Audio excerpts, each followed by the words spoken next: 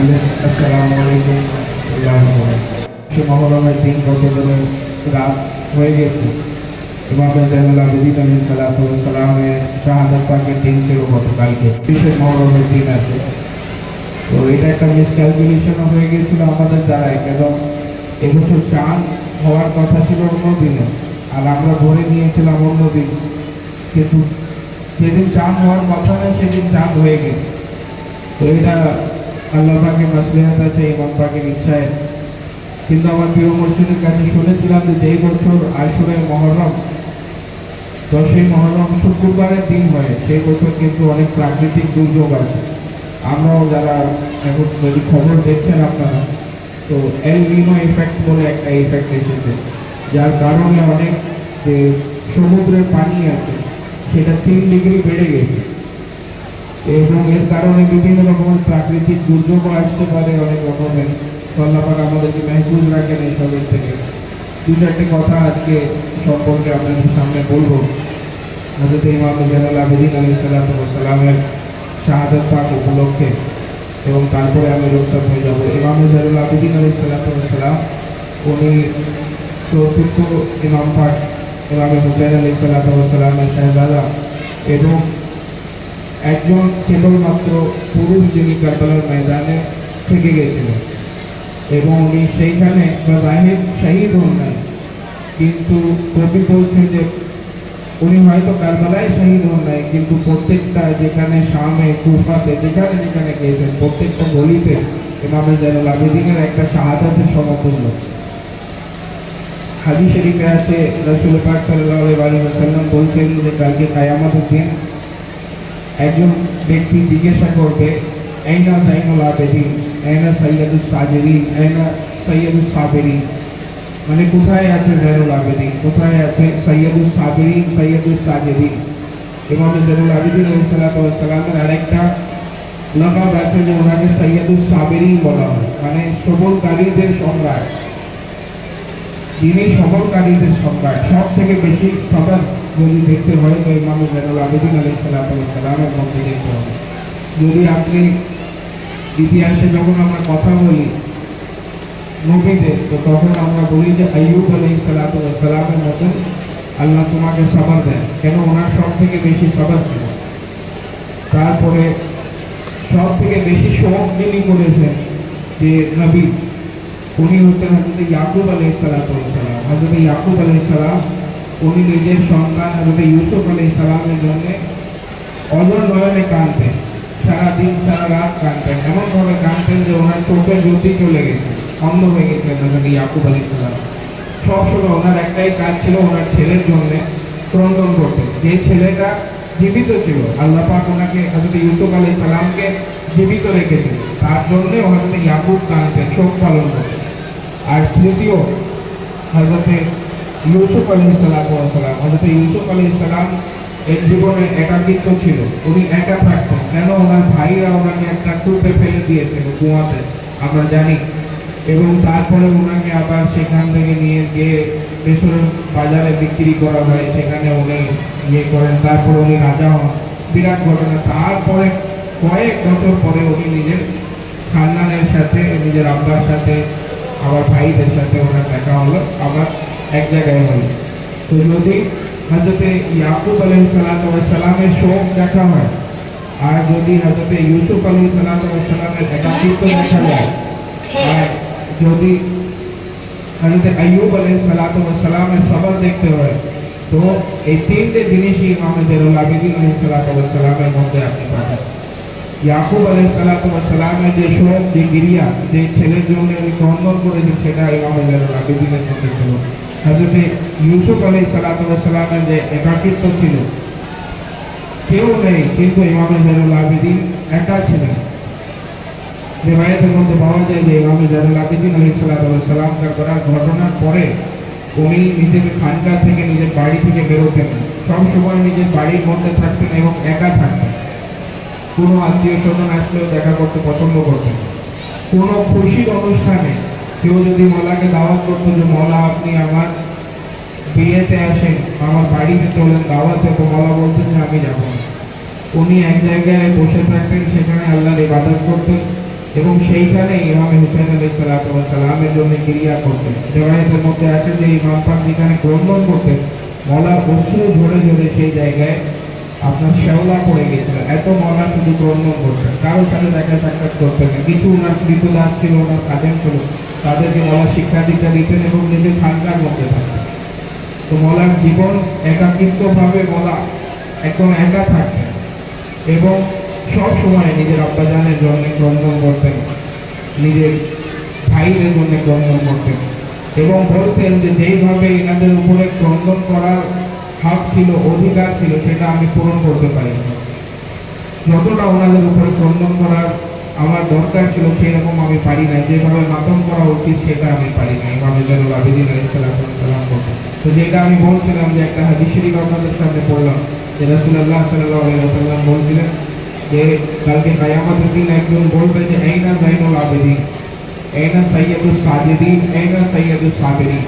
যিনি হচ্ছেন সবরকারীদের সম্রাট, যিনি সাজদাকারীদের সম্রাট এবং যিনি হচ্ছেন আল্লাহর আবেদদের যিনি সৌন্দর্য, জয়নুল আবেদিন, উনি কোথায় আছেন? যিনি ইবাদতকারীদের যেনাকে শোভা বলতে পারেন, যিনি জয়নুল আবেদিন আছেন। তখন আম্বিয়া ও মুরসালিনরা, যিনারা আল্লাহ নবীরা থাকবেন, ওনারা নিজের এক অন্যকে তাকাবেন, কিন্তু ওনাদের মধ্যে কেউ থাকবে না এক অন্যর দিকে তাকাবেন, কিন্তু ইমাম জয়নুল আবেদিন ওনাদের মধ্যে নেই। তারপরে যিনারা সিদ্দিকিন আছে, অলিয়ায়ে কামিলিনরা আছেন, সবাই এক অন্যকে দেখবেন, কিন্তু কাউকে খুঁজে পাওয়া যাবে না, ওনাদের মধ্যে তো ওনারা নেই, ওনারাও সরে যাবেন। শেষে হযরত ইমাম জয়নুল আবেদিন আলাইহিস সালাম জনাবে আলী ইবনে হুসাইন আলাইহিস সালাম উনি বেরিয়ে যাবেন এবং উনি বলবেন যে আনা সাইয়্যিদুস সাবিরিন। তো কেন ওনাকে সাইয়্যিদুস সাবিরিন বলা হয়? যদি কারবালায় অত্যাচারিত হয়েছেন, কারবালায় ইমামে হুসাইন আলাইহিস সালাম সব থেকে বেশি অত্যাচারিত, ওনার শাহজাদা সবাই ওনার চোখের সামনে শহীদ হয়েছে, 6 মাসের শিশু পর্যন্ত শহীদ হয়েছে, কিন্তু সাইয়্যিদুস সাবিরিন, সবরকারীদের সম্রাট বলা হচ্ছে ইমাম জয়নুল আবেদিন। কেন বলা হয়েছে? এই কারণে বলা হয়েছে যে উনি নিজের সম্মানের কোরবানি দিয়ে, সব থেকে বড় কোরবানি যেটা মানুষের হতে পারে সেটা হয় নিজের সম্মানের কোরবানি। ইমাম জয়নুল আবেদিন আলাইহিস সালাম বললেন যে আমাকে সব থেকে বেশি কষ্ট হয়েছে শামে। যখন জিজ্ঞাসা করা হলো বলা যে কেন? কারবালায় আপনার ভাইরা আপনার চোখের সামনে শহীদ হয়েছে এবং আপনার চাচারা, আপনার আব্বাস যান আপনার চোখের সামনে শহীদ হয়েছেন, খেমাতে আগুন ধরিয়ে দেওয়া হয়েছে, সমস্ত কিছু আপনার চোখের সামনে ঘটেছে। আপনি একজন ওয়াহিদ পুরুষ, একজন ব্যক্তি ছিলেন যিনি এসবের সাক্ষী, আপনি চাক্ষুষ দেখেছেন, নিজের চোখে দেখেছেন, কিন্তু আপনি বলছেন যে শামে সব থেকে বেশি কষ্ট পেয়েছেন। তো ইমাম জয়নুল আবেদিন বললেন যে এই কারণে যে আমার সঙ্গে আমার খানদানের মহিলারা ছিল, যিনাদের এত পর্দা আছে, যিনাদের জন্য বলা হয়েছে ইন্নামা ইউরিদুল্লাহু লিইউযহিবা আনকুম আর-রিজসা আহলাল বাইত ওয়া ইউতাহহিরাকুম তাতহীরা। যিনাদের জন্য আয়াতে কারীমা এসেছে, যিনাদেরকে আল্লাহ পাক বলছেন যে ইনারা পূর্ণ পবিত্র, যিনাদের এত আদব আছে যে কালকে কিয়ামতের দিন জনাবে হুজুর সাইয়্যিদুল আজমিরান ওয়া ফাতিমাতুল বাহরা যখন আসবেন কালকে কিয়ামতের দিন, তখন হুকুম করা হবে যে তোমরা নিজের মাথা ন্যায় করো এবং 70,000 উনি নিজের কানিজদের সাথে, খাদিমাদের সাথে আসবেন, 70টা নূরের পর্দার মধ্যে আসবেন। এনাদের এত পর্দা আছে, ওনাদেরকে বেপর্দা অবস্থায় নিয়ে যাওয়া হবে এবং ইমাম জয়নুল আবেদিন বলছেন এবং আমি ওনাদের সঙ্গে ছিলাম, অথচ আমি কিছু করতে পারলাম না। রিওয়ায়াতের মধ্যে পাওয়া যায় যে একজন সাহাবী রাসূল পাক সাল্লাল্লাহু আলাইহি ওয়াসাল্লামের একজন সাহাবী ছিলেন, উনি বললেন যে আমি কুফায় ছিলাম, আমি শামে ছিলাম, ইয়াজিদের দরবারের বাইরে। তো আমি এতদিন দেখলাম যে একটা কাফেলা আসছে, ওইখানে দেখছি যে সর্বপ্রথম সবাই আগে একটা বল্লমের মধ্যে, কয়েকটা বল্লমের মধ্যে দেখছি 72টা কাটা মস্তক আছে এবং সবারই চেহারা খুব নুরানি, এনাদের চেহারা থেকে মনে হচ্ছে নূর বেরোচ্ছে, 72টা কাটা মস্তক নিয়ে যাচ্ছে। তারপরে দেখছি যে কিছু মহিলারা আছে, যিনাদের মাথার চাদরকে কেড়ে নেওয়া হচ্ছে, ওনারা নিজের চুল থেকে ওনাদের চেহারাকে ঢাকছে এবং ওনারা চলে যাওয়ার পরে আমি দেখছি একটা যুবক বয়স ছেলে, একটা যুবক ছেলে, কিন্তু আশ্চর্য ব্যাপার যে ওকে যখন দেখছি তো দেখছি যে ওর সব চুল এবং সব দাড়িও পেকে গেছে এবং এমন ভাবে সে কাঁপছে যে মনে হবে এখনই পড়ে যাবে, 2 পা হাঁটছে আবার পড়ে যাবে, তার গলায় দড়ি বাঁধা এবং ওকে লোহার শিকড় পরানো আছে, কাঁটার উপর থেকে সে হেঁটে যাচ্ছে, 2 পা হাঁটছে আবার পড়ে যাচ্ছে। আমি দেখে অবাক হয়ে গেলাম যে এই যুবকটা কে। আমি মনে করলাম যে আমি ওকে জিজ্ঞাসা করি যে তোমাদের সাথে কি হয়েছে। যখন ওনার কাছে গেলাম তো আমি জিজ্ঞাসা করলাম যে তোমরা কে, কোথায় থেকে এসছো, তোমাদের বাড়ি কি কোথায়। তো উনি বললেন যে তুমি কি করবে জেনে। তো উনি বললেন যে না, আমি সাহাবী রাসূল আছি, আমি রাসূলুল্লাহ সাল্লাল্লাহু আলাইহি ওয়াসাল্লামকে দেখেছি, ওনার সঙ্গে থাকতাম। তো আমাদেরকে শেখানো হয়েছে যে কয়েদিদের সাথে ভালো ব্যবহার করতে। তো আমি যদি তোমাদের জন্য কিছু খাবার টাবার এনে দিই, তোমাদেরকে দেখে আমার খুব মায়া লাগে। তখন ইমাম জাইনুল আবেদিন উনি তখন কোরআন পাকের আয়াত সূরা আল আহজাবের 33 নম্বর আয়াতে তাফসীর উনি পড়লেন। উনি বললেন ইন্নামা ইউরিদুল্লাহু লিইয়ুযহিবা আনকুম রিজসা আহলাল বাইতি ওয়া ইউতাহহিরাকুম তাতহীরা। উনি বললেন যে তুমি এই আয়াত কেন পড়ছো, এটা তো নবীর বংশধরদের জন্য, ওনার আহলে বাইতের জন্য। তারপরে উনি আবার পড়লেন, ইমাম জাইনুল আবেদিন বললেন যে কুল লা আসালুকুম আলাইহি আজরান ইল্লাল মাওয়াদ্দাতা ফিল কুরবা। আপনি বলেছেন কিছুই চাই না, শুধু আপনার নিকট আত্মীয়দের প্রতি ভালোবাসা। আবার উনি জিজ্ঞাসা করছেন যে এটা তো রাসূলুল্লাহের পরিবারদের জন্য, পরিবার বর্গের জন্য, যে ওনাদের উপরে ভালোবাসা পাওয়া যাচ্ছে, তুমি এই আয়াত কেন পড়ো। শেষে আবার ইমাম জাইনুল আবেদিন আলাইহিস সালাম বলছেন যে এবং যিনারা আল্লাহ রাহে কয়েদিদেরকে এবং ইয়াতীমদেরকে, মিসকিনদেরকে খাবার খাওয়ান, এই আয়াতটা আপনি কেন পড়ছেন উনি জিজ্ঞাসা করলেন। তখন ইমাম জাইনুল আবেদিন বলছেন তুমি যে নবীর কালমা পড়ো সেই নবীর নওয়াসা আমি হুসাইন ইবনে আলীকে তুমি চিনো। তো উনি বলছেন যে হ্যাঁ, আমি হুসাইনকে দেখতাম যে রাসূলুল্লাহ ঘাড়ে উনি খেলতেন এবং তখন উনি বলছেন যে তুমি ওনার ছেলের কথা শুনেছো। উনি বলছেন যে হ্যাঁ, আমি কথা শুনেছি, আলী ইবনে হুসাইন জাইনুল আবেদিন ওনার খুব কথা শুনেছি। বলছেন সেই জাইনুল আবেদিন আমি। সেই মানুষ মাথা চাপড়াতে লাগলো, ক্রন্দন করতে লাগলো, বলে যে কি অবস্থা করেছে উম্মতরা। একটা রিওয়ায়াত, ছোট রিওয়ায়াত পড়ে আমি শেষ করব। হযরত মিনহাল বলে ইমাম জাইনুল আবেদিন আলাইহিস সালামের একজন খাদিম ছিলেন। হযরত মিনহাল খুব ভালোবাসতেন ইমাম জাইনুল আবেদিনকে। তো হযরত মিনহাল এক সময় উনি ইমাম পাকের কাছে যাবেন, ইমামের বাড়িতে মদিনা শরীফে যেখানে ইমাম জাইনুল আবেদিন থাকতেন এবং সেখানে কাঁদতেন। তো উনি যখন যাচ্ছেন তো রাস্তা থেকে উনি দেখছেন একটা পানি গড়িয়ে যাচ্ছে। উনি মনে করলেন যে কোনো খারাপ পানি হতে পারে, নিজের কাপড় উনি তুলে এগিয়ে গেলেন। তো আরেকজন জিজ্ঞাসা করলো যে তুমি এখানে নিজের কাপড় তুললে কেন। তখন সে বলছে যে আমি মনে করলাম যে এটা কোনো খারাপ পানি হতে পারে।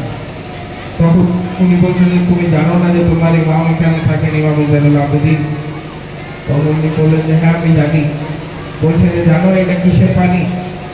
তখন জিজ্ঞাসা করলো কিসের পানি। তখন উনি বলছেন যে যখন ইমাম জাইনুল আবেদিনের সামনে আমরা পানি নিয়ে যাই ওনাকে ওযু করানোর জন্য, তো ইমাম জাইনুল আবেদিন ওই পানিটাকে তুলে বলেন যে এই পানির জন্যই আমার ভাই আলী আসগরকে শহীদ করা হয়েছিল।